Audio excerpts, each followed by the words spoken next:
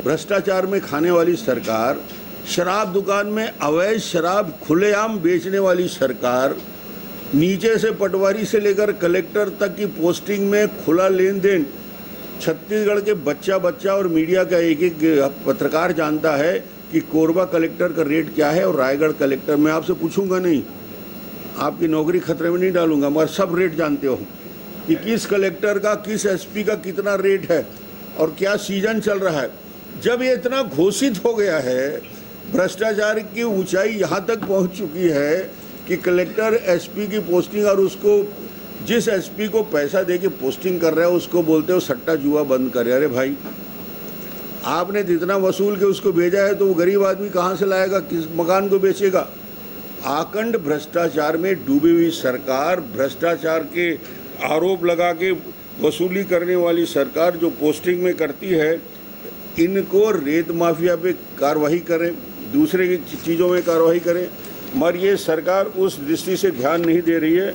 और आज मुझे लगता है सिर्फ और सिर्फ दिखावा करने का काम हो रहा है। यदि आज मुख्यमंत्री जी गांव की यात्रा में जब गांव वाले जाकर सैकड़ों की संख्या में प्रधानमंत्री आवास योजना के लिए उनके दरवाजे में जाते हैं, उनके इस यात्रा में मिलते हैं कि हमारे सैकड़ों आवास नहीं बने, सरगुजा के उन गाँव में उनकी आवाज़ बंद कर दी जाती है, उनको बोलने नहीं दिया जाता। वहीं उन्होंने सरकार के 10वीं और 12वीं के बच्चों को हेलीकॉप्टर पर राइड कराने को लेकर के भी सवाल खड़ा किया है।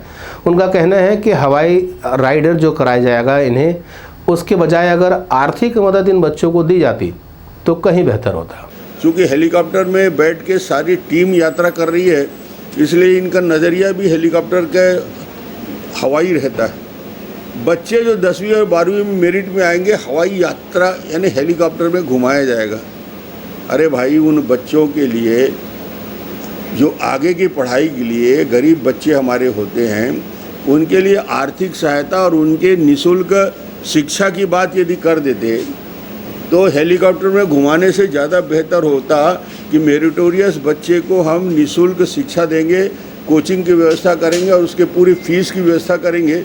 हेलीकॉप्टर में 10 मिनट बैठा देने से कोई फ़र्क नहीं पड़ता, उनके जीवन में कोई परिवर्तन नहीं आता।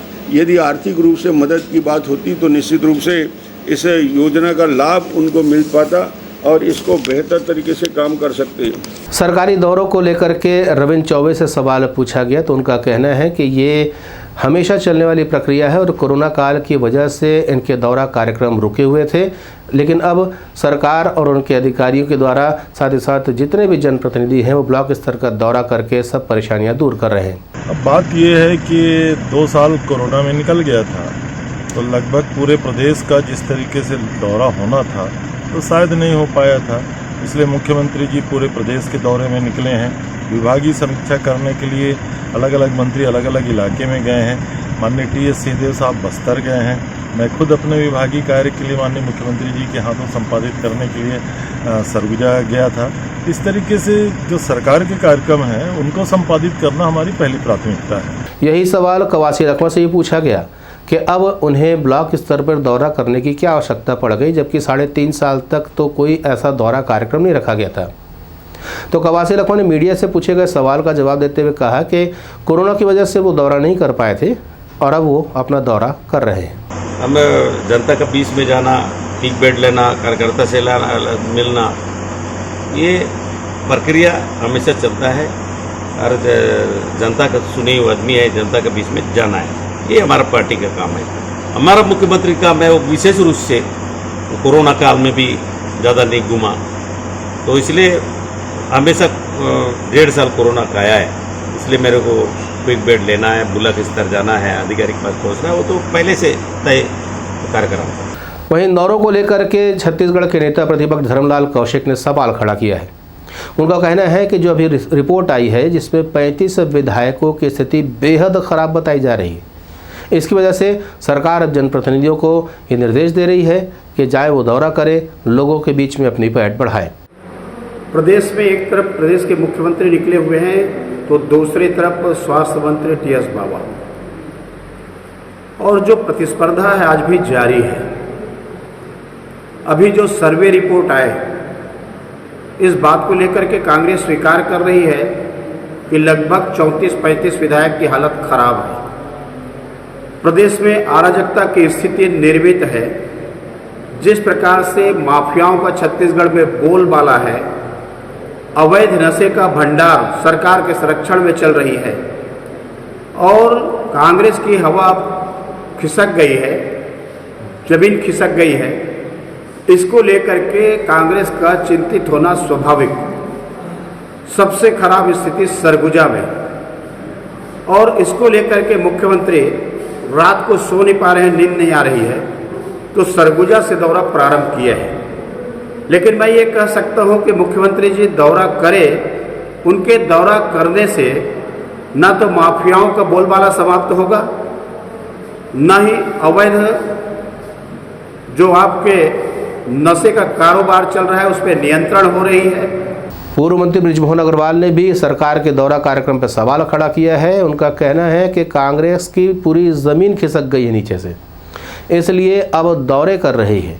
उनका ये भी कहना है कि प्रदेश के जितने आदिवासी हैं, जनजातियां हैं, वो अपने आप को ठगा हुआ महसूस कर रही हैं, क्योंकि बस्तर में भी बहुत से प्रदर्शन हो रहे हैं। यहाँ तक कि मुख्यमंत्री के कार्यक्रम तक में पंडाल खाली हो जा रहे हैं। अब छत्तीसगढ़ का जनजाति वर्ग, अनुसूचित जाति वर्ग, आदिवासी वर्ग वो अपने आप को ठगा हुआ महसूस कर रहा है। बस्तर में तो ऐसा कोई दिन नहीं है जिस दिन आंदोलन नहीं होते हो, जिस दिन 10, 20, 50 हजार लोगों के प्रदर्शन नहीं होते हो। अब मुख्यमंत्री जी की ही सभा में पूरा पंडाल खाली हो जाता है। तो जिनके नाम पर ये सरकार आई है वो अगर पूरी तरह नाराज है तो बाकी वर्गों की क्या स्थिति होगी, इसकी आप कल्पना कर सकते हैं। डॉक्टर भीमराव अंबेडकर अस्पताल के सामने खड़ी हुई लगभग 15 एम्बुलेंस को अज्ञात युवकों द्वारा डंडे लाठियों से पीट कर तोड़ दिया गया। ये कार्यवाही क्यों हुई है ये अभी तक स्पष्ट नहीं हुआ है। जो यहाँ पर एम्बुलेंस चलाते हैं उनका बताना है कि रात लगभग 10-15 लड़के बाइक और एक ई रिक्शा में यहाँ पहुँचे और राहुल काला की ये तलाश कर रहे थे, लेकिन वो नहीं मिला। बाद में पता चलता है कि राहुल काला भी एम्बुलेंस का संचालन करता है। नतीजन इन अज्ञात असामाजिक तत्वों ने तमाम एम्बुलेंस को तोड़ दिया। 3 आदमी बैठे थे, ये था, मैं था, एक 1099 जो सरकारी गाड़ी चलाता वो था। पहले तो 7 से 8 आदमी बाइक में आए, उसके बाद एक लाल वाले ई रिक्शा में आए, उसमें भी 7-8 आदमी, उनमें भी ऐसे मिला के 15 और 16 आदमी थे। वो उसमें पूछा लल्ला कौन है, बोले तो मैं बोलता कि लल्ला तो अंदर है भाई। तो रोशन करके कालू कौन है, बोले तो यहाँ रोहन काला कौन है, तो बोले भाई यहाँ तो रहता नहीं। बस इतने ही भर बोले और हम लोग के सामने भड़ा भीड़, स्टिक रखा था, राड रखा था, डंडा रखा था, हॉकी स्टिक तो जो भी था, उसमें बिल्कुल लाइन से ऐसे जैसे कोई दीपावली में पटाखा फोड़ते हैं ना, वैसे फोड़ते फोड़ते सब गाड़ी को फोड़ते फोड़ते उन लोग चले गए। जगदलपुर में टीएस बाबा ने विभागीय अधिकारियों की बैठक ली है और उन्हें आवश्यक निर्देश जारी किए हैं। आपको बता दें कि एक दिन पूर्व जब ये यहाँ पर दौरा कर रहे थे, ना कलेक्टर इनके दौरा कार्यक्रम में पहुँचा था और ना ही एसपी। यानी शिष्टाचार में टीएस बाबा को इतने हल्के लिया गया कि कोई भी इनसे मिलने तक नहीं पहुँचा है। आज यहाँ समीक्षा बैठक रखी गई जिसमें तमाम अधिकारी शामिल हुए हैं। टीएस बाबा ने निर्देश दिए हैं। हालांकि लोगों का ये भी कहना है कि ये कल हुई बेइज्जती को साफ करने के लिए विभागीय समीक्षा बैठक लेकर के ये संदेश देने की कोशिश की जा रही है कि अधिकारी टीएस बाबा का निर्देश मानते भी हैं और उनके सामने ये बैठक के लिए उपस्थित भी होते हैं। CTV7 की खबरों में फिलहाल इतना ही। नए समाचारों के साथ आपसे फिर होगी मुलाकात। तब तक देनुमति, नमस्कार।